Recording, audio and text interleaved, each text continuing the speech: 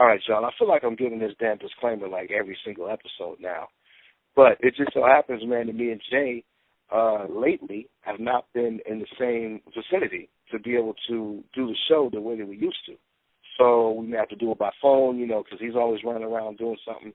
And I still want to get him on the show. Shit, it's not just a fucking Jay show. It's a J&J show. So I still get him on here. Sometimes the audio quality suffers as a result of it, but the content is always A1. In fact, on this episode, we were actually talking about senseless fucking violence, and a caller called in with some shit that just happened to a relative of his in Detroit. And I got the picture for you guys. You're going to be like, what the fuck is going on? And it really just tied into everything that we were talking about. It's just senseless fucking bullshit that needs to stop. So, hey, if you've been listening to the show for a while, you can pretty much understand everything that we say anyway, regardless of how bad the audio is. If you haven't listened before, all I can say is put your headphones on, turn the volume up, and just listen real close, and you should still be able to make out most of what's going on. If you can't, fuck it, listen to some of our other episodes, all right? J&J Throwbacks, J&J News. Fuck the bullshit.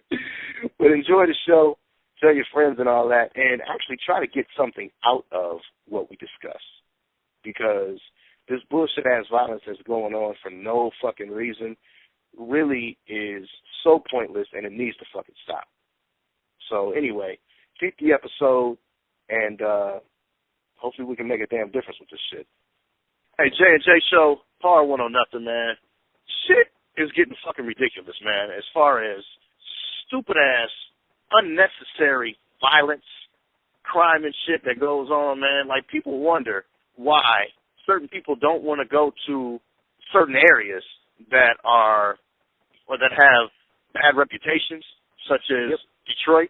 You know, there are a lot of people that live there or got friends there, and they're like, yo, it's a club in Detroit. Man, fuck it, Detroit, all right? Because it's always some fucking shit that's popping off when it's so fucking unnecessary. You know what I mean? It's like Heavy D said on A Better Land. He said, oh, excuse me, you stepped on my foot. And for that, you feel a brother's life should be took? Don't be ridiculous. Nigga, that shit is real life. That type of shit happens all the fucking time. You know, so you bump into a motherfucker on the dance floor. Next thing you know, that motherfucker wants to take out his gun and shit, wave it around, shooting up in the fucking air and shit. You know, innocent bystanders getting hit. You know, so you talk to a guy's girl and shit, not even realizing that that's his bitch. And next thing you know, shit, motherfucker want to stab you, and, you know, it's just fucking nonsense, man. And it happens way too fucking much, and we as a society really need to fucking stop that. And I feel like black folks especially, all y'all always talking about, the white man wants to hold you down and y'all don't get a fair break and shit like that. Well, look at all the shit that you're doing. It's like me and Shay talked about the whole Michael Brown situation in Ferguson, and at first we were on his side. But it's like, you know what? The more we look at the situation for exactly what the fuck it is and take our emotions out of it, we realize, look at the situation. This motherfucker was doing some shit. His ass was doing some shit. Okay? Yeah. We saw the fucking video of everything that he did, pretty much going in there just manhandling motherfuckers, man, taking shit, tossing this little motherfucker around. Then he did actually get into it with the officer. So it's like when shit like that happens, man, you can't go crying foul. You can't go playing the race card and shit because you up to no fucking good. That's it. Yeah. Definitely can't play the race card when he was doing some shit. And you got caught on camera, too. That's the sad part about it. Y'all niggas don't even know how to do crime. Like, learn how to do crime. Like, look around, see if there's some crime, there's some surveillance. Look to see if there's witnesses standing by. Then do your shit. I'm not telling you to do crime, but be smart about your crime if you don't do crime. A lot of you little dumb motherfuckers just do shit because you think the opportunity was there, but not knowing that there's witnesses all around, there's cameras, surveillance, and you're going to go down. I believe that's exactly what happened to Michael Brown. Alma Jackson thought he had to face some shit. Man, nigga, we got you on camera. You ain't got on no mask. No, it's kind of one of those things where you get what you sow. You reap what you sow, brother. You get what you put in. Yeah, man. All this fucking senseless violence, man. And actually, you know what, man? I think I want to go to the listeners and see just exactly who has experienced this type of shit. So let me go into the line. Hold on. Delano, you're on with J&J. What's up, man? Hey, what's going on? How y'all fellas doing? We doing all right, man. Hey, we good, man. Thanks for calling in. No problem. What's your story, man? Well, my story is, my cousin was at a gas station, and she had an altercation with my 17-year-old cousin. She had an altercation with a 20-something-year-old woman about a parking space at a pump. So the woman goes to her car, she gets a hatchet, and she goes after my cousin with the hatchet. My cousin puts her arm up to block her from hitting her with the hatchet and actually gets her arm injured. It's crazy. Crazy. Over a fucking parking space? Over a parking space. That's it. Wow. Over a parking What's space. the injury looking like? I mean, have you seen it or? Oh yeah, I've seen the injury. The injury is terrible. I mean, you can see the inside of her arm. It looks terrible. It definitely does. She has to have surgery now. All about a parking space. And then they didn't catch the woman because she got away, from the scene. So they don't even know who she is or where she's at. So she's still out there running around with a hatchet in the city of Detroit. Damn, man, that is sad. And we talk about incidents like this that started with something petty, and you have one individual who is unarmed and is the victim. Now, suppose in a situation where Leno was calling, where his cousin was armed. Right. You understand what I'm saying? And this young lady came after, and I say lady, she's really a cunt. Fucking cunt, what she is. But then she came after his cousin. His cousin was armed. She just happened to be armed. And she fired off on this woman, killed her. Right. Who in our society would think that she was in the wrong?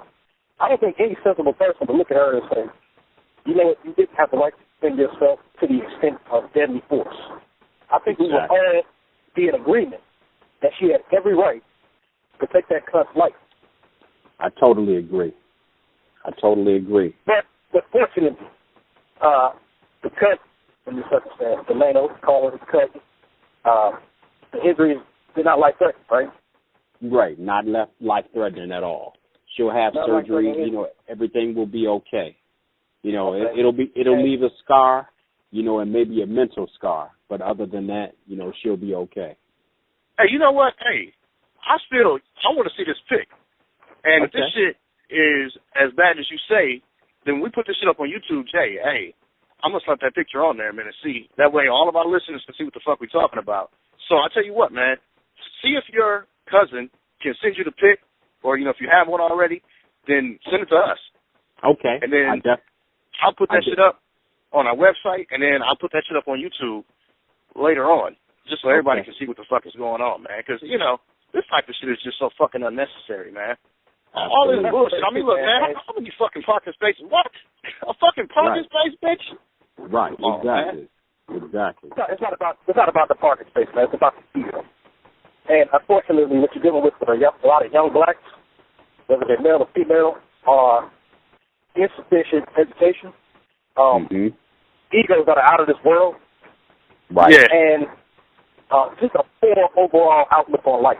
Like the value of a life to a young black person is next to nothing in a lot of circumstances. Probably in the majority of circumstances. Exactly. A young black person in most of America looks at another human being and doesn't see a human being. They see opportunity. They see a motherfucker in their way. Exactly. They see a chance to come up. And that's really unfortunate, And we can go back and forth with, racism in society and what the government may have done over the past 400 years to condition our minds in that way. But a lot of that's bullshit. A lot of it boils down to self-accountability. It is. Know the right fucking wrong. Not stopping to think, maybe a conversation could resolve this bullshit rather than pulling out a fucking hatchet. Right. And that's the problem, too. We don't talk. There's no more conversation, no more dialogue on it. Yep. There's no more, hey, listen, what you did offended me, but I want to chat with you real quick so we can get to the bottom of this, get past it, move past the bullshit, and pursue the light. There's no more of that. This nigga, what you say to me? All right, I'll be back. Right. A lot of times they ain't even got to come back. They got the shit right there and they're ready. So you got to think to yourself, is it worth it a lot of times to say anything to anybody? Because you never know what's going to lead to an application. You can say, what's up, what's up? Like you're speaking, hey, man, what's up? How y'all doing? What's up? Nigga, what do you mean, what's up? But I'm speaking the real, nigga, come on, what's up? Like, wait a minute, I just said, what's up? How about that? Right. But he's quote unquote keeping it real. So the fact that you said the fuck, a motherfucker that's keeping it real, that means you want to scrap or something. Right. That means you got some dick. Yeah. And it boils down to a lack of education. There you go. And I don't want to go off on a tangent too much, but we talk about the gun laws and stuff like this, right?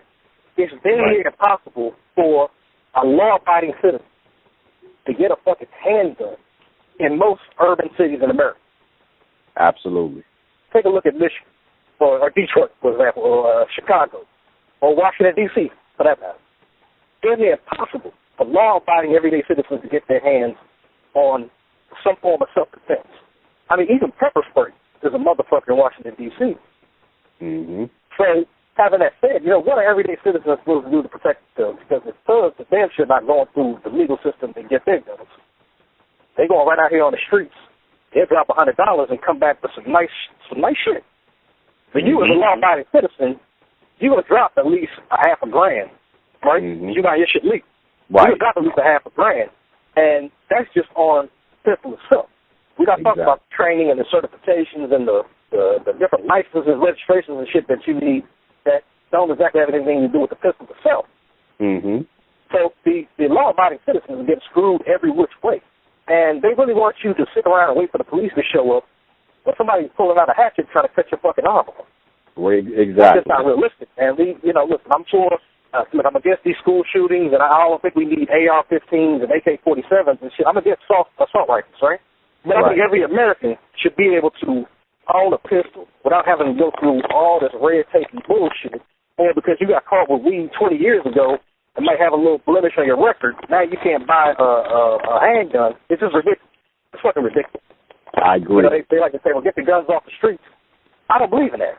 Get the guns away from the people who don't deserve to have it, who don't need it. But get the guns off the streets. That ain't doing nothing. You're taking arms away from innocent civilians who all they want to do is protect their homes and their families. Like the caller, his cousin, she wasn't doing anything to anybody. Mind their business.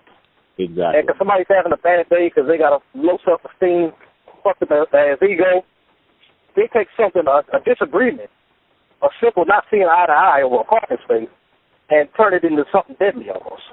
Exactly. And again, I'd be happy. If this story ended with she pulled out a piece and blew this bitch's head off, I'd be happy. Okay. Say call it what you want. Right, absolutely. But, I agree. We live in a society where people like to strike first and then play the victim a lot of times. This is true. They like to escalate situations to levels that are not needed. And then when the victim meets their escalation, then they want to play the victim. No, it's too late then. Sorry. This is true. I couldn't agree more. So yeah, man, shout out to the caller, Delano, man. We definitely sympathize with the situation, and we wish the best for your cousin. Well, thank you. I definitely appreciate you guys having me on. Oh, yeah, no problem. JJ Show, Paul 1 or Nothing. We will be back after these motherfucking messages, all right?